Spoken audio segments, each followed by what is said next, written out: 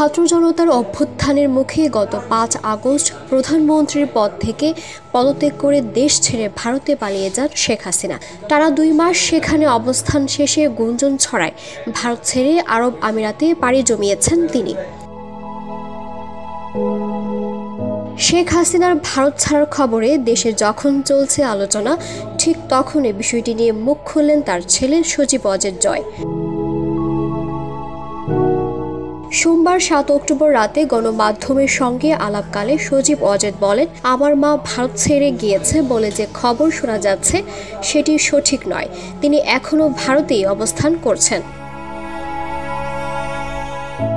এর আগে সজীব অজেদ জয় বলেন, সাবেক প্রধানমন্ত্রী শেখ হাসিনার ভারত ছাড়তে কোনো চাপ নেই।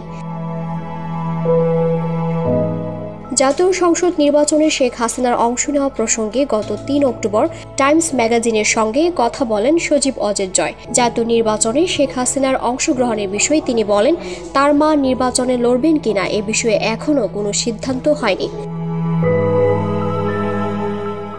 নির্বাচনে নিজের অংশগ্রহণের বিষয়ে কোনো সিদ্ধান্ত নেননি জানিয়ে জয় বলেন, আমার কখনোই রাজনৈতিক উচ্চাকাঙ্ক্ষা ছিল না, কিন্তু বর্তমানে পরিস্থিতিতে কে জানে, আমি এখনো কোনো সিদ্ধান্ত নেইনি।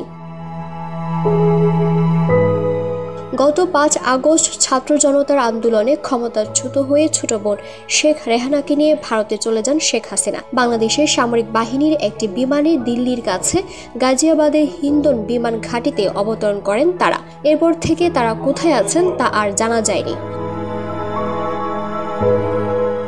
এদিকে শেখ হাসিনার সঙ্গে থাকা কূটনৈতিক পাসপোর্টও বাতিল করে দিয়েছে অন্তর্বর্তী সরকার। এই ধরনের পাসপোর্টধারীরা ভিসা ছাড়া ভারতে ৪৫ দিন বৈধভাবে থাকতে পারেন, কিন্তু শেখ হাসিনা প্রায় ২ মাস ধরে ভারতে অবস্থান করছেন। কূটনৈতিক পাসপোর্টে তার বৈধভাবে অবস্থানের মেয়াদও শেষ হয়ে গেছে। এখন তারা দেশটিতে কিভাবে অবস্থান করছেন তা পরিষ্কার করেনি ভারত। দিলুর বাতন্নি, ভোরের পাতা।